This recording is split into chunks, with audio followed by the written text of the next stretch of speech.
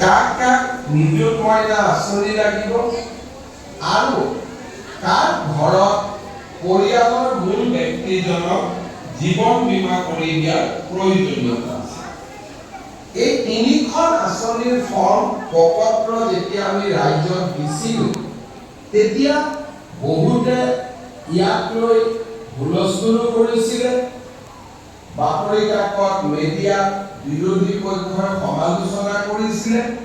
কিন্তু আমাৰ মনত এটা ধাৰণা আছিল যে যদি আমি গম নাপাওঁ যে কিমান মানুহে কোন আঁচনি এতিয়াও পোৱা নাই, আমি কেনেকৈ আঁচনি প্ৰস্তুত কৰিম?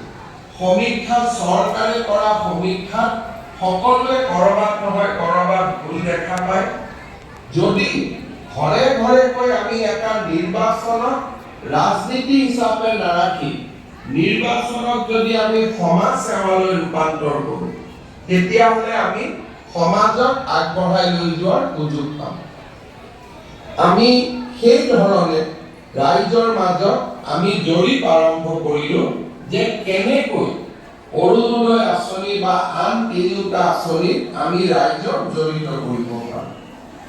ৰাইজৰ লগত কথা বতৰা পাতোতে আমি অনুভৱ কৰিলোঁ যে প্ৰায় 10 লাখ পৰিয়ালে অৰুণোদয় বিচাৰে, কিন্তু তেওঁলোকে অৰুণোদয় আঁচনি পোৱা নাই।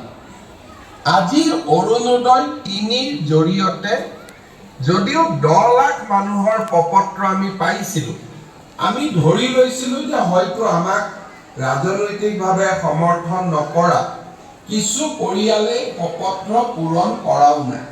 সেইবাবে আমি এটা চিন্তা কৰিলোঁ যে আমি প্ৰত্যেকটো সমষ্টিতে 10,000 এভাৰেজ, কৰবাত সমষ্টিত বেছি মানুহ আছে অলপ বেছি পাব, কম মানুহ আছে কম পাব, এভাৰেজ 10,000 অৰ্থাৎ আমি 12,60,000 পৰিয়ালক অৰুণোদয় আঁচনিৰ সুবিধা নতুনকৈ দিয়াৰ ব্যৱস্থা কৰিম। ইয়াৰ অৰ্থ কি হ'ব যে কম আৰু বেছি পৰিমাণে প্ৰত্যেকটো সমষ্টিতে আৰু 10,000 হিতাধিকাৰীয়ে অৰুণোদয় আঁচনি পোৱা আৰম্ভ হ'ব। অৰুণোদয় 3ৰ আৰু এটা লক্ষ্য আছে।